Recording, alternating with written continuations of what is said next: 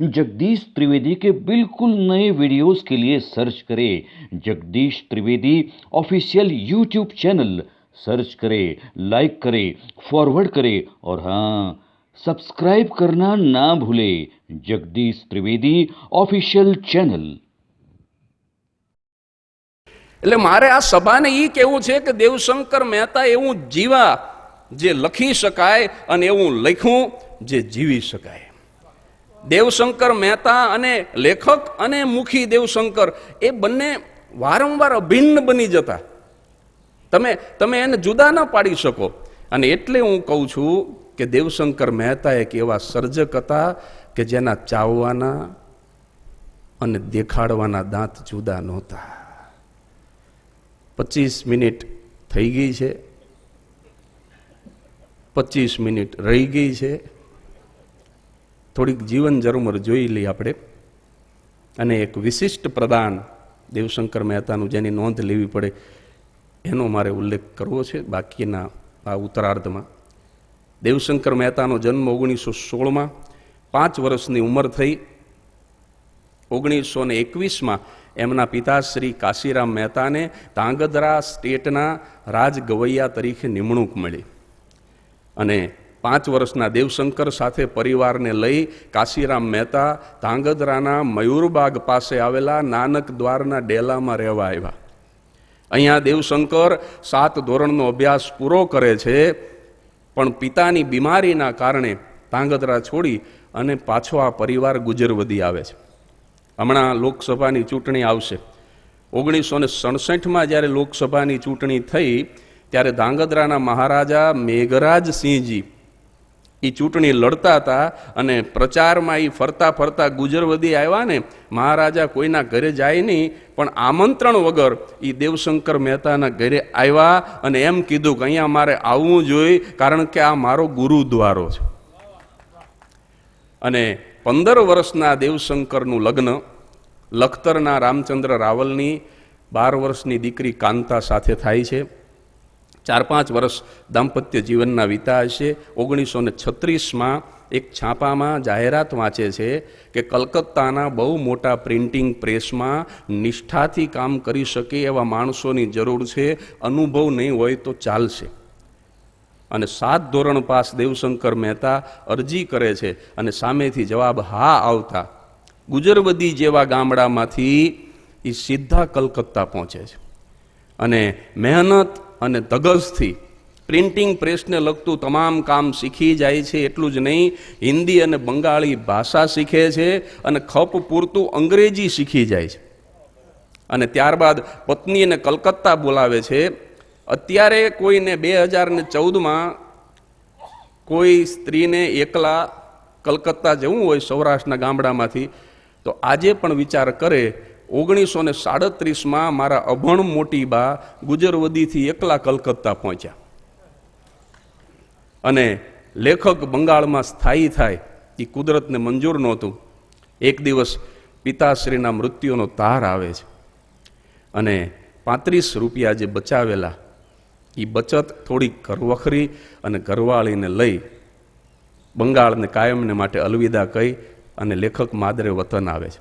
થોડોક સમય ખેતી કરે છે, પણ પરિવાર ખેતી ઉપર નિર્ભર અને ખેતી વરસાદ ઉપર નિર્ભર। એટલે 1940માં બીજી વખત દેવશંકર વતનમાંથી બહાર નીકળે છે અને આ વખતે એટલા બધા દૂર નહીં, જામનગર પહોંચે છે, જ્યાં મહારાણી ગુલાબ કુંવરબા સોસાયટી અને એનો પ્રિન્ટિંગ પ્રેસ, એની અંદર દેવશંકર મહેતા કલકત્તાના અનુભવના આધારે નોકરી શરૂ કરે છે।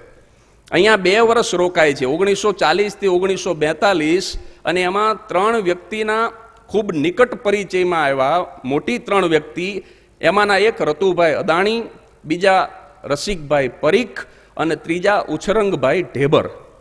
અને આ 2 વર્ષના રોકાણ દરમિયાન એક બહુ મોટું કામ દેવશંકર ઈ કરે છે કે આયુર્વેદ યુનિવર્સિટીના ડૉક્ટર પ્રાણજીવન મહેતાના માર્ગદર્શન નીચે ચરક સંહિતાના 6 વોલ્યુમનું એ નૂતન સંસ્કરણ કરે છે।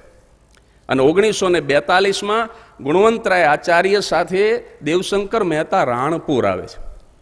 ગુણવંતરાય આચાર્ય અને દેવશંકર મહેતા બંને સગા સાઢુભાઈ થાય।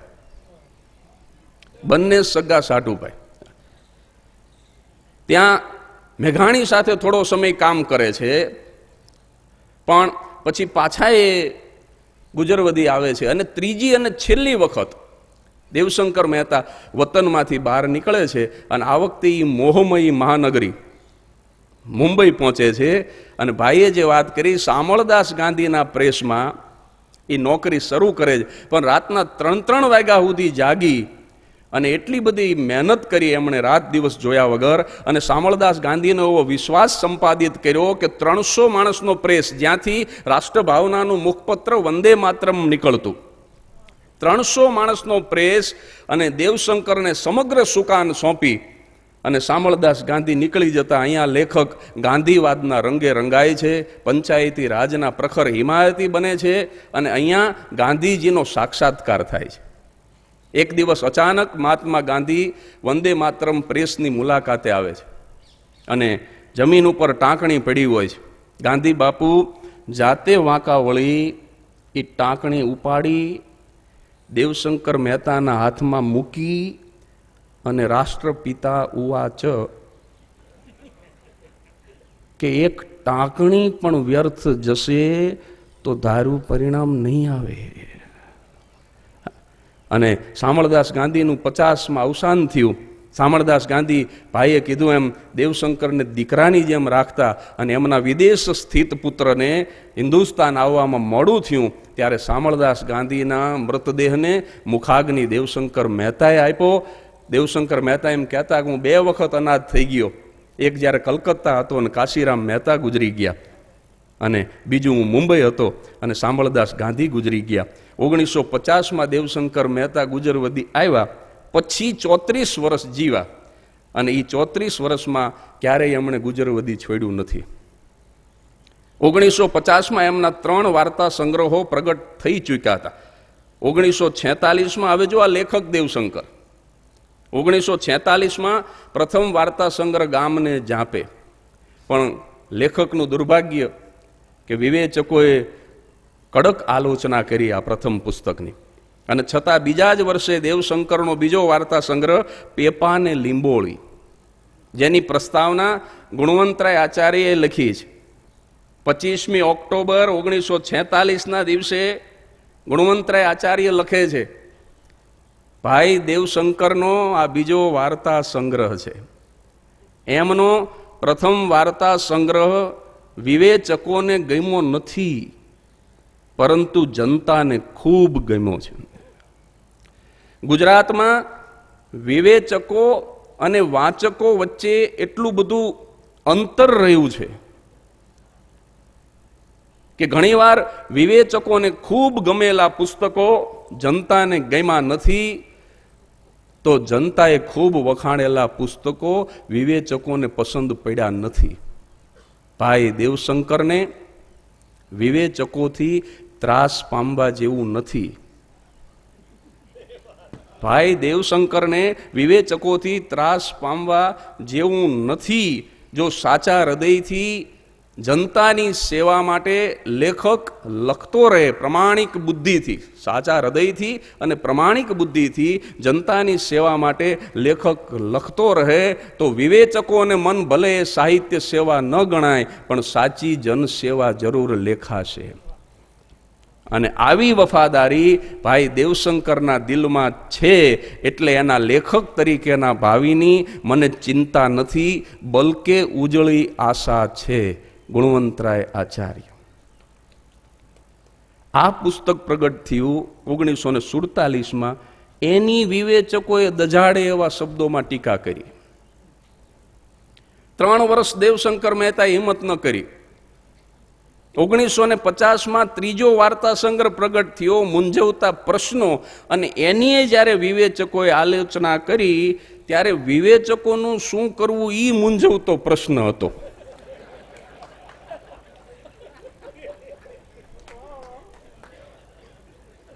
પણ નવોદિત સર્જક બિચારો કરીને શું કરે? નવોદિત સર્જકની હેસિયત શું? આ ત્રણેય પુસ્તકોની આલોચનાનું પરિણામ એવું આવ્યું કે 1950માં દેવશંકર મહેતાએ કાયમને માટે લખવાનું છોડી દીધું. એક હાથમાં હળ અને એક હાથમાં કલમ હતી, એના બદલે બે હાથથી હળ પકડી લીધું. પણ અહીંયા એક બહુ મજાની ઘટના બને છે, જેને આપણે ટર્નિંગ પોઈન્ટ કહીએ. 1950 થી 1958 સુધી સતત 8 વર્ષ દેવશંકર મહેતાના અભણ પત્ની એમને બીજી વાર લેખન કાર્ય શરૂ કરવા માટે પ્રોત્સાહન આપે છે. 1-2 દિવસ નહીં, 1-2 મહિના નહીં, સતત 8 વર્ષ સુધી અભણ પત્ની પતિને લેખન કાર્ય શરૂ કરવાની પ્રેરણા આપે છે કે તમે લખો, તમે લખો, તમે લખો. અને 1958માં દેવશંકર મહેતાની જિંદગી પડખું ફેરવે છે. 1958માં દેવશંકર મહેતાની મુલાકાત ઝાલાવાડના એક માથા ફરેલા માણસ સાથે થાય છે, જેનું નામ કેશવલાલ ધનેશ્વર દવે ઉર્ફે શનિ, ચેત મચ્છંદર ગોરખાયા. અને શનિ દેવશંકર મહેતાને એમ કહે છે કે દેવુભાઈ, નવલિકાને મૂકો તડકે અને તમે નવલકથા લખો. હું તમારી નવલકથા ધારાવાહિક સ્વરૂપે ચેત મચ્છંદરમાં છાપું. અને નિરાશ થઈ ગયેલા દેવશંકર મહેતાએ કીધું કે મારા પ્રથમ 3 પુસ્તકોને વિવેચકોએ નિર્દયતાથી વખોડી નાખ્યા છે. એ લોકોનું માનવું છે કે મને લખતા જ આવડતું નથી, તો હું કેમ લખું? અને અહીંયા શનિ, માથા ફરેલો માણસ, એ એક બહુ સરસ દ્રષ્ટાંત આપે છે, યાદ રાખવા જેવું, કે દેવુભાઈ, ભારતમાં અને ભારતની બહાર જેટલા સાહિત્યકારોના સ્ટેચ્યુ છે ને, એ તમામ લેખકોના અને કવિઓના છે.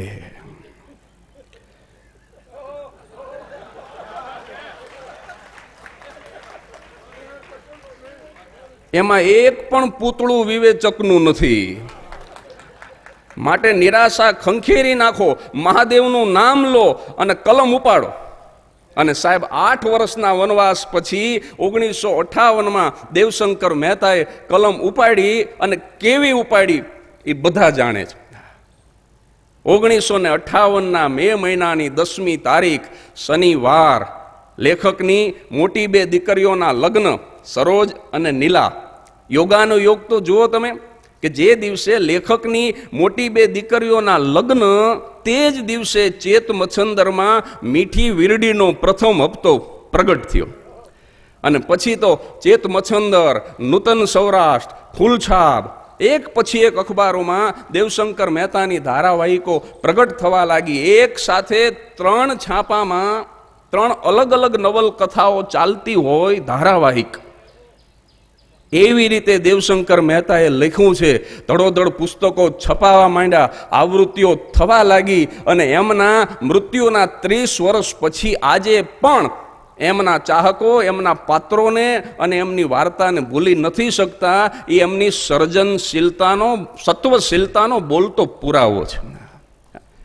દેવશંકર મહેતા પોતાની જાતને સમર્થ નહોતા માનતા, પણ આ એમની સત્વશીલતા છે. હજી મૃત્યુના 30 વર્ષ પછી પણ લોકો એમના પાત્રોને ભૂલી શકતા નથી, એમની વાતોને ભૂલી શકતા નથી. અને જે લોકો આજે પણ અવારનવાર યાદ કરે છે ને, એમાંનું એક નામ પૂજ્ય મોરારી બાપુ. પૂજ્ય મોરારી બાપુ દેવશંકર મહેતા વિશે લખે છે. આદરણીય વડીલ શ્રી દેવશંકર બાપાના સુફળ ગ્રંથો ઉપર PhD કરીને તમે પૂજનીયનું શ્રદ્ધાપૂર્વક શ્રાદ્ધ કરી રહ્યા છો, એ જાણીને ખૂબ જ રાજી થયો છું. વર્ષો પહેલા ચેત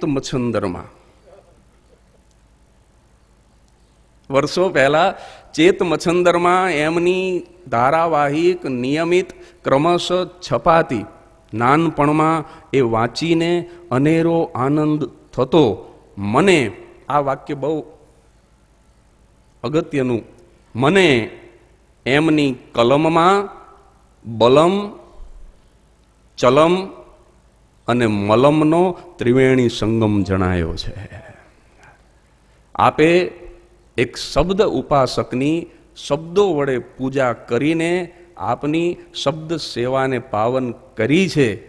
મારી ખૂબ જ પ્રસન્નતા સાથે પ્રભુ પ્રાર્થના, રામ સ્મરણ સાથે મોરારી બાપુ, તારીખ 13/7/2006. અત્યારે દેવશંકર મહેતા પણ નથી, અત્યારે એમના સમયના વિવેચકો પણ નથી. એ મારા બાપુજીની વાહે ગયા છે. અહીંયા હક લેવા દેતા હોય તો સારું. અને અત્યારના જે વિવેચકો છે એ એટલા કઠોર નથી, પણ છતાંય જ્યારે વાત નીકળી છે ત્યારે હું કરબદ્ધ પ્રાર્થના કરું વર્તમાન સમયના વિદ્વાન વિવેચકોને કે જ્યારે કોઈ નવોદિતનું વિવેચન કરો, નવોદિત, અને એનો કાન પકડવો તમને આવશ્યક લાગે તો થોડોક હળવા હાથે પકડજો. એનો કાન અને એની કલમ બેય પડી જાય એવો આંચકો ન મારજો, કારણ દરેક દેવશંકર પાસે કાંતાબેન જેવી પત્ની નથી હોતી. આ તો કાંતાબેનના કારણે 63 નવલકથાઓ ગુજરાતી નવલકથા સાહિત્યને મળી છે. આ અભણબાઈને એવોર્ડ આપવો જોઈએ. 63 નવલકથાઓ કેવળ અને કેવળ પત્નીને કારણે. 96 નવલિકાઓ, એમાંથી 3 જ નવલિકા સંગ્રહ આવ્યા હતા, 24 નવલિકાઓ જ હતી. તો 72 નવલિકાઓ એ 58 પછી લખી છે. અને માત્ર લેખક હતા કે માત્ર ખેડૂત હતા નહીં, તમને જુદા જુદા રંગ બતાવું દેવશંકર મહેતાના. બલરાજ સહાની એ ગ્રામ્ય પરિવેશ વિશેની જાણકારી મેળવવા મુંબઈથી છેક ગુજરવદી આવે અને અમારા ગુજરવદીના રબારીના લુગડા પહેરે, એના ઘરેણા પહેરે, એની પાઘડી બાંધે અને આમ બગલમાં લાકડી દબાવી અને બલરાજ સહાની દેવશંકર મહેતાને પૂછે કે મેં कैसा लगता हूं. એને જતા પહેલા સૂત્રપાત કર્યો કે mister Mehta is ocean of folk literature. 1970માં રશિયાના તત્કાલીન સાંસ્કૃતિક મંત્રી મિસ્ટર લેબોચો અને શ્રીમતી લેબોચો એ ભારતના સાંસ્કૃતિક પ્રવાસે આવે અને ગુજરાતમાં આવે, અને ત્યારે ગુજરાતના ભાતીગળ ગામડાઓ અને એની ભાતીગળ સંસ્કૃતિ વિશે જોવા જાણવા આ દંપતી ગુજરવદી આવે. અને દેવશંકર મહેતાના હૈયે હરખ નો માયો. બળદિયા શણગાર્યા, ગાડા શણગાર્યા, અને ગામના પાદરમાંથી વાજતે ગાજતે એનું હામયું કરે.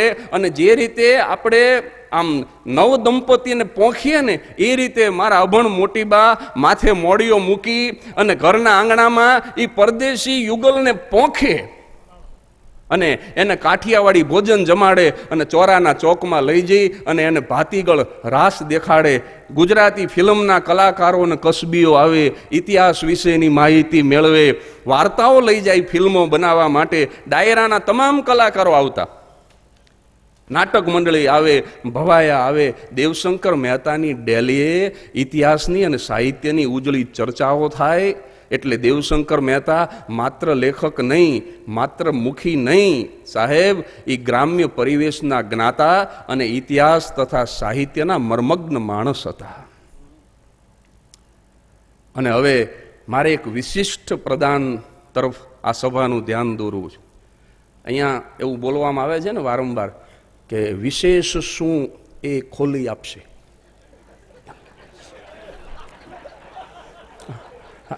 સર્જકમાં વિશેષ શું અભિપ્રેત છે એ ઉઘાડી આપશે. એટલે આમાં શું અભિપ્રેત છે એ ઉઘાડવાનો ઉપક્રમ મને ગમે જ ગમે.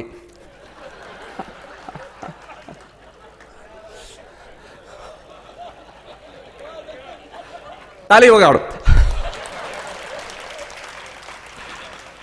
એટલે હવે હું ખોલું વિશેષ શું છે. હા, પણ અમે તો ડાયરાના માણા, અમે તો એમ કહીએ કે એ માણામાં હું હતો એ કહું હવે. હા, ખરેખર જે સમાજમાં રહે છે એના વિશે તો બધા જ લખે છે અને ખૂબ સારું લખે છે. જે સમાજની અંદર રહે છે. પણ દેવશંકર મહેતાનું ગુજરાતી નવલકથા સાહિત્યમાં વિશિષ્ટ પ્રદાન એ છે કે એમણે 7 અલગ અલગ વિચરતી જાતિઓ વિશે 7 સ્વતંત્ર નવલકથાઓ લખી છે.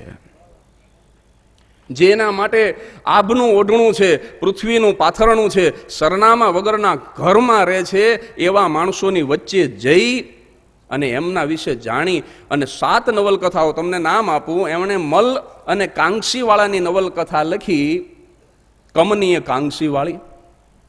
એમણે વાદી અને મદારીની નવલકથા લખી, મતવાલી વાદણ, જેના ઉપર ગુજરાતી ફિલ્મ બન્યું સૌભાગ્ય સિંદૂર. એમણે વેડવા દેવી પૂજક, વેડવાની વાર્તા લખી, કામણગારી કજરી. એમણે વણઝારાના જીવન ઉપરથી નવલકથા લખી, લાડલી વણઝારી. એમણે આડોડિયા અને હરાણિયા ઉપર નવલકથા લખી, અલબેલી આડોડિયાણી. અરે સાહેબ, આની ક્યાં વાત કરો છો? જે કોમનું નામ ન લેવાય, જે કોમનું નામ પડે અને ગામ આખું ફફડે એવા ડફેરની નવલકથા દેવશંકર મહેતાએ લખી, દિલેર ડફેરાણી. અને દેવશંકર મહેતાએ મહાનગરના એર કન્ડિશન ઓરડામાં બેહીન વગડાની લૂના વર્ણન નથી કર્યા. એણે અડવાણા પગે વગડો ખૂંદો છે સાહેબ. આ જે મેં નામ લીધા એ તમામ કોમની વચ્ચે જઈ, એ લોકોની સાથે રહી, એ લોકોની સાથે ખાઈ, એના જેવા થઈ. હજી એક લહરકો મારી દઉં, એને વિશ્વાસમાં લઈ. સાહેબ, ઝીણામાં ઝીણી વાત દેવશંકર મહેતા મેળવતા અને એક રસિક નવલકથાના માધ્યમથી હાવ અજાણી કોમનો ધર્મ કેવો છે, એનો પોશાક કેવો છે, એની ભાષા કેવી છે, એની ખામી શું છે, એની ખૂબી શું છે, આ તમામ બાબતો વાચક સુધી દેવશંકર મહેતા પહોંચાડતા. અને અત્યારે 2014ની સાલમાં વિચરતી કોમનો પ્રશ્ન જો સરકાર માટે, સમાજ સેવકો માટે અને પ્રબુદ્ધ નાગરિકો માટે જો નિસ્બતનો વિષય હોય તો 1970 થી 72 વચ્ચે આ માણસે 7 નવલકથાઓ લખી છે. અને દેવશંકર મહેતાનું દુર્ભાગ્ય કે માતૃભાષાના વડીલોએ એની નોંધ નથી લીધી. દેવશંકર મહેતા ઇતિહાસના જાણકાર માણસ. ઇતિહાસકારોએ મૂળું માણેક અને જોધા માણેકની નોંધ લીધી, રણમલ માણેકની બિલકુલ નોંધ ન લીધી, અને દરિયાપુત્ર વાઘમાલમ વિશે કંઈ જ ન લખ્યું. અને દેવશંકર મહેતાને ધ્યાનમાં આ વાત આવી, ગુજરવદીથી ઓખા પહોંચ્યા. દેવશંકર મહેતા એમ કહેતા કે ઓખાનો સાચો ઇતિહાસ તો વાઘેરાણીઓના ગળામાં રાહડા બનીને પડ્યો છે. ઇતિહાસકારો ઘણી જગ્યાએ અસત્યનું આચરણ કરી ચૂક્યા છે. મારી પાસે અત્યારે સમય નથી, નહીતર દેવશંકર મહેતાએ ઇતિહાસકારોના નામ સાથે અને પુસ્તક સાથે કોટ કર્યું છે કે અહીંયા આ લોકોએ તદ્દન ગપ્પા માર્યા છે અને ગેરમાર્ગે દોર્યો છે સમાજને. હા, પણ મારી પાસે એ સમય નથી, મારે કોઈ નેગેટિવ વાતમાં પડવું જ નથી. હા, પણ પહોંચ્યા ઓખા અને વાઘેરણીઓના ગળામાં પડેલા જે રાહડા હતા, લોકકથાઓ હતી, જે લોકગીતો હતા, એ ભેગા કરી અને 833 પાનાની દરિયાઈ નવલકથા એણે રણમલ માણેક અને દરિયાપુત્ર વાઘ માલમને કેન્દ્રમાં રાખીને લખી. અન્યાય, ભાઈએ કીધું ને, કોઈને અન્યાય થતો હોય તો આ માણસ દોડે. ઝારાના સમરાંગણ પછીનો ઇતિહાસ ઇતિહાસકારોએ ન લખ્યો. દેવશંકર મહેતા કચ્છમાં પહોંચ્યા, વડસર ગયા, ત્યાં કચ્છી વાર્તાકારોને મળ્યા, કવિઓને મળ્યા અને ઝારાના સમરાંગણ પછીના ઇતિહાસની ઐતિહાસિક નવલકથા લખી, કોટેશ્વરનું બાણ. અને આ સ્વભાવ એમના અંગત જીવનમાં પણ ડગલે ને પગલે જોવા મળતો. જો મેં કીધું ને કે મુખી દેવશંકર અને લેખક દેવશંકર બે બહુ સમાંતર ચાલ્યા છે, અભિન્ન ચાલ્યા છે. આ એમના અંગત જીવનમાં આ જ સ્વભાવ, અન્યાયગ્રસ્ત સમૂહ અને અન્યાયગ્રસ્ત વ્યક્તિનો પક્ષ લેતા મેં મારા નાનપણમાં દેવશંકર મહેતાને અસંખ્ય વખત જોયા છે. જેને દેવ શંકર પણ ન હંગરે એને દેવશંકર હંગરે. તમને એક નમૂનો આપું. 1977ના ચૈત્ર મહિનામાં ગુજરવદીના સ્વામિનારાયણ મંદિરની અંદર ભાગવત સપ્તાહનું આયોજન થયું. હવે સ્વામિનારાયણના સત્સંગીઓ અને ગુજરવદીના સનાતની બ્રાહ્મણો વચ્ચે ગમે એ વાંધો પડ્યો. તે બ્રાહ્મણોએ બધા એક થઈને ઠરાવ કર્યો કે એક પણ બ્રાહ્મણ સ્વામિનારાયણ મંદિરમાં કથા નહીં કરે. અને સત્સંગીઓ આવ્યા દેવશંકર મહેતાની ડેલીએ, અને મહેતાજીને જે હુરાતન ચીડ્યું છે એ કે એક પણ બ્રાહ્મણ તમારે ત્યાં કથા વાંચવા તૈયાર નથી કે ના, કે તો જાઓ તમારા મંદિરમાં દેવશંકર મહેતા કથા વાંચશે. હવે આપણે કથા વાર્તા શબ્દ સાથે બોલીએ છીએ, પણ દેવશંકર વાર્તાના માણસ, કથાના માણસ નહીં. હવે ભાગવત પછી શું કર્યું? વચન આપતા તો અપાઈ ગયું. રોજ રાત્રે ભાગવત વાંચે અને બીજા દિવસે સવારે લોક બોલીમાં એ ભાગવતની કથા કરે. આવી રીતે એમણે જિંદગીમાં પહેલી અને છેલ્લી કથા કરી હતી, જે મેં હગા કાને સાંભળી હતી. હું નાનો હતો ને ત્યારે બહુ તોફાની હતો. ભાઈએ સાચું કીધું છે. મારા તોફાન વિશે બોલવા માટે એક બીજી 50 મિનિટ જોઈએ, પણ હવે મારી પાસે જે 3 મિનિટ બચી છે એમાં મારે સમયસર સમાપન કરવું છે. દેવશંકર મહેતા શાંત ચિત્તે લખતા હોય ને, અને હું આમ ધડ દઈને બારણું ખોલું, 2 બારણા આમ ભીતે ભટકાય એ રીતે ખોલવાની મારી રોજની કુટેવ. અને મારા મોટી બા આમ રહોડામાંથી આમ નાક ઉપર આંગળી મૂકીને દોડ્યો, હે અવાજ ન કરતો, તારા બાપુજી લખવા બેઠા છે. સાહેબ 1-2 વખત નહીં, અસંખ્ય વખત એવું બન્યું છે કે દેવશંકર મહેતાને હાથમાંથી લેખણ છોડી અને લાકડી લેવી પડે. લેખણની જગ્યાએ લાકડી લેવી પડે અને મારી પાછળ દોડવું પડે લખતા લખતા. એટલી હદે મેં ગાંડા કાઢ્યા છે. દેવશંકર મહેતાને 2 વ્યક્તિએ બહુ ડિસ્ટર્બ કર્યા, એક વિવેચક અને બીજો આ બબૂચક.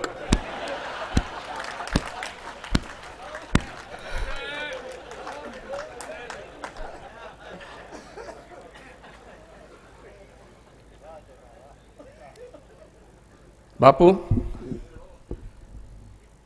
દેવશંકર મહેતા જીવા ત્યાં સુધી એમને એક ચિંતા હતી કે મારી ગભરું પારેવા જેવી દીકરી ઉર્મિલા અને એનો આ પહેલા ખોળાનો ભાણિયો જગો હાવ નરાતાર ગાંડો પાયકો, આ મોટો થઈને શું કરશે? અને અત્યારે મને એક જ વાતનું દુઃખ છે કે સુખ જોવા માટે દેવશંકર મહેતા જીવતા ન રહ્યા. સાહેબ, હું નોકરી નથી કરતો અને છતાંય હું વ્યવસાય નિવૃત્તિની જાહેરાત કરી શકું એવો મને ઈશ્વરે બનાવ્યો, પણ કમનસીબી એ છે કે મારી જાહેરાત સાંભળવા મારા બાપુજી અત્યારે જીવતા નથી. એમના તોફાની ભાણિયાએ 46 વર્ષની ઉંમરમાં 46 પુસ્તકો લખ્યા, 38 વિદેશ યાત્રાઓ કરી, અને જે નવલકથાઓ લખાતી ત્યારે હું સૌથી વધુ હેરાન કરતો એ જ નવલકથાઓ ઉપર મેં મહાનિબંધ લખ્યો. પણ અફસોસ એ છે કે મારા 3 કાર્ય જોવા માટે મારા બાપુજી જીવતા ન રહ્યા. જો એ જીવતા હોત ને તો દેવશંકર મહેતા જેટલા રાજી થાત ને એટલું આ દુનિયામાં કોઈ રાજી ન થઈ શકે. મારી માં પણ ન થઈ શકે, મારો દીકરો પણ ન થઈ શકે. પણ અત્યારે મને આનંદ એ વાતનો છે કે મૃત્યુના 30 વર્ષ પછી, આ છેલ્લા 30 વર્ષમાં ક્યારેય દેવશંકર મહેતાનો આત્મા એટલો રાજી નહીં થયો હોય જેટલો આ 50 મિનિટથી થાય છે. કારણ કે અસ્મિતા પર્વ 17ની અંદર પૂજ્ય બાપુની ઉપસ્થિતિમાં અને આટલી મોટી સંખ્યામાં સાહિત્યકારો અને સાહિત્ય રસિકોની ઉપસ્થિતિમાં અને એમાંય આખું વિશ્વ સાંભળે એ રીતે એમના આ તોફાની ભાણિયાને દેવશંકર મહેતા વિશે 50 મિનિટ બોલવાનો જે મહા અવસર મળ્યો છે ને, મને એવું લાગે છે કે આ જ દેવશંકર મહેતાનું સાચું અને સારું તર્પણ છે. વાહ.